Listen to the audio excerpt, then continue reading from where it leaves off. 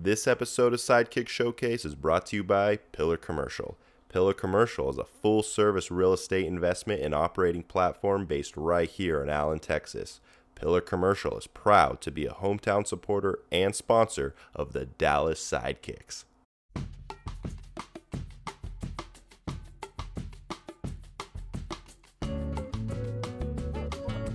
Playing when I was 5 years old, and I actually was massive. I was a lot bigger than all the kids in my league at that time, because I had a crazy growth spurt, which was my last growth spurt for like the remaining 7 years. But I had a crazy growth spurt, and my team got one size for everybody, which was smalls, and I couldn't fit in that. I was actually too big. So I looked like a 1970s soccer player. That's my first soccer memory.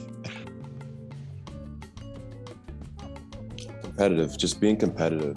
Having these young guys come in and out of the league, especially the young guys with our team, they have this confidence about them, and just seeing them look at you and they have the moves and everything, and they come at you with such confidence that they can beat you, and just having someone to go at you offensively it's amazing, man. It really is. It's really motivating, and they just keep me on my toes.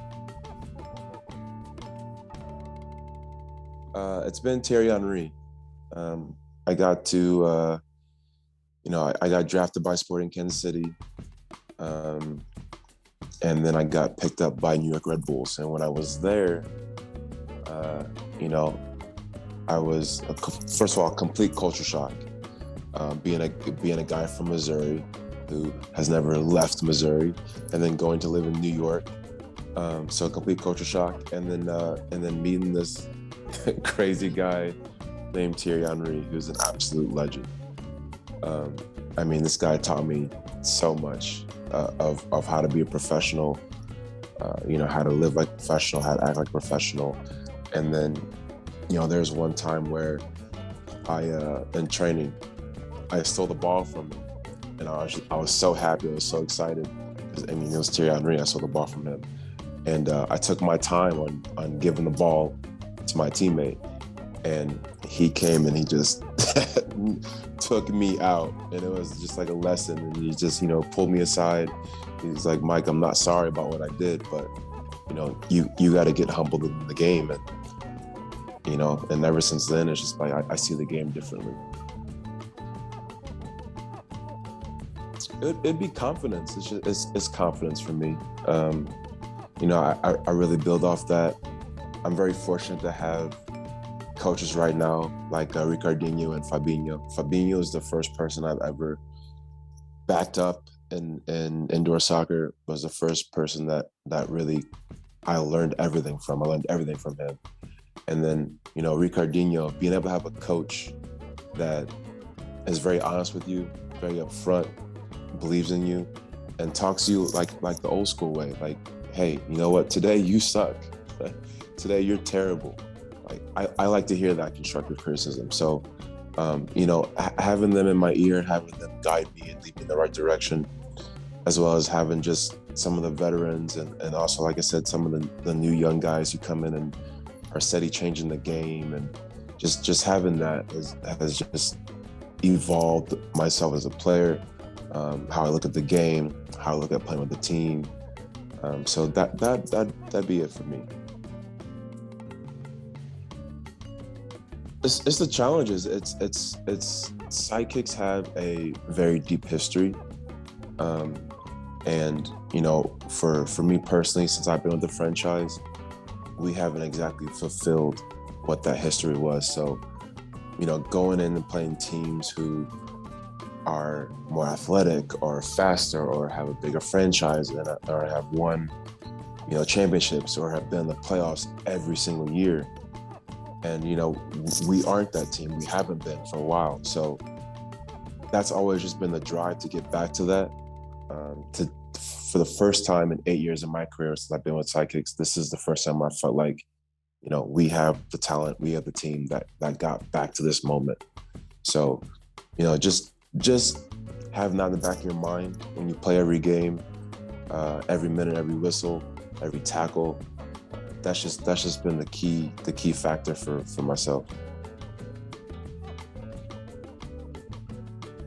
Pushing my players, just pushing my teammates. Like I said, I'm an old school guy, so if you're bad, I'm going to tell you. If you need to pick it up, I'm going to tell you. But I also expect the same from you to tell me. So all the guys who tell you that I'm hard on everybody. That's just who I am. There's time to be soft. There's a time to be gentle. I'm not that. I am full speed out the gate. You got to pick it up. Like, let's go. We don't have time for this. And it's kind of just something that I've looked forward to doing. I like the fire in some of the players, and kind of see how they react. Just being someone who you just know you can come and talk to about anything. That's always been who I am. It's been my pedigree. It's just having the good energy, having good vibes, and letting everyone know that you can be very transparent. Like, come to me with anything and everything, and I'll move accordingly to how you need, and just being someone who just, if you need a shoulder to cry on, then that's me. Honestly, and it sounds cliche, but like I said, as far as being an athlete, you have this competitive drive. So being an athlete, everything in life I see as competition. So that's literally how I see everything. Like, I'll compete with friends, family, siblings, my kids. I'll compete with everybody. It doesn't matter who it is.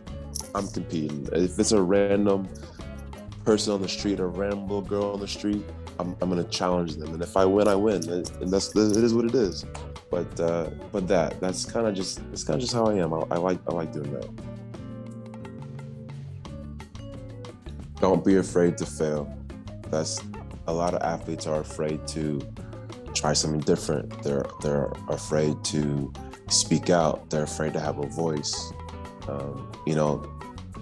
That's kind of been the thing for me is we all have things going on off the field, and we take it out on the field.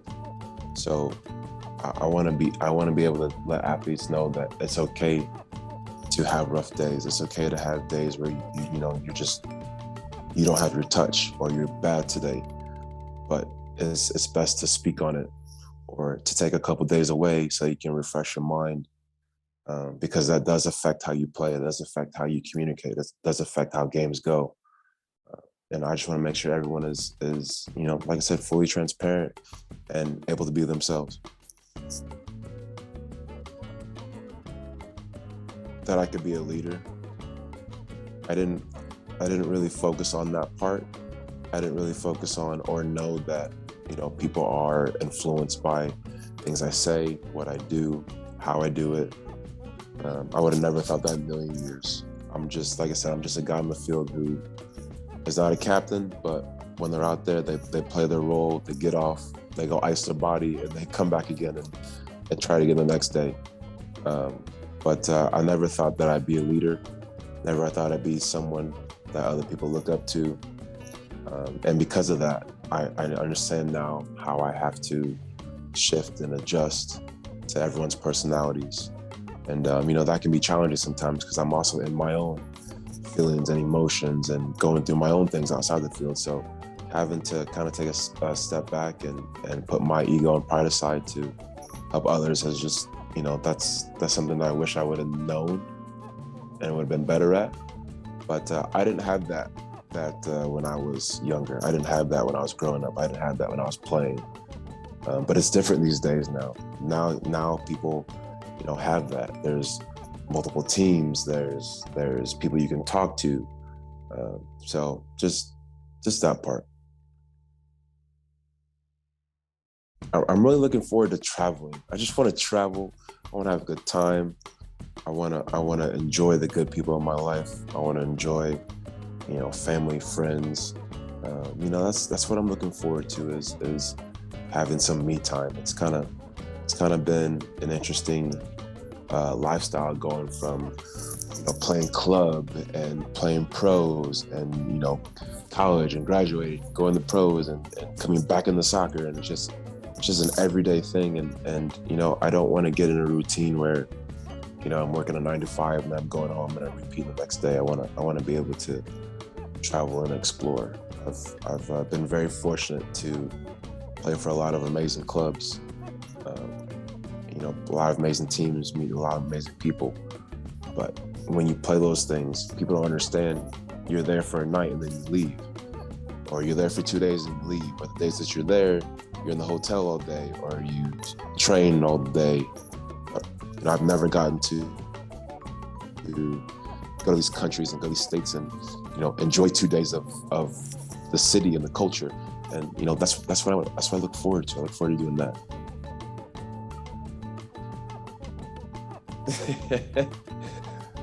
It's hot here. It's hot. It's hot. It's hot. I didn't like the seasons. Like, I feel like there's 2 seasons. There's a hot and a cold. I'm from Missouri, so I have all of my seasons. So that's my first impression. I didn't like that part. Didn't like that part at all.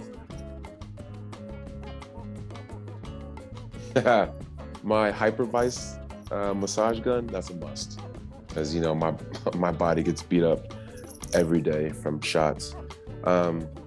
Extra clothes, definitely gotta have the jeans with the holes in it. Got to. My Jordan 1s, gotta have my Jordan 1s in there. And my headphones, because music is everything to me. So those are definitely the essentials. Anything Chris Brown and Drake. Those are my 2 favorite artists, Chris Brown and Drake. Talk about hype. They hype me up on every chance I get. I'm listening to those 2. Drake's my rap guy, and Chris Brown's my pop, edgy, attitude R&B guy. Playing basketball or hiking. That's my 2 things to do: basketball or hiking.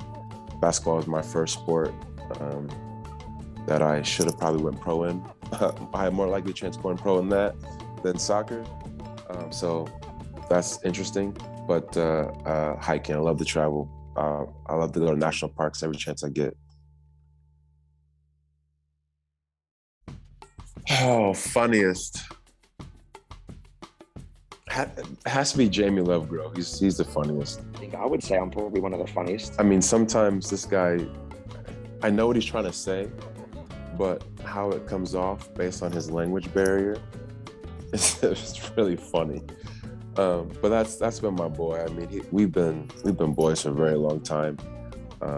That's my best friend. That's my dude. But just hearing the banter of how he just likes to talk a whole bunch of mess to everybody every day, and him and I going back and forth, having our battles, and just challenging each other and beating each other up every day. But yeah, that guy is the absolute funniest.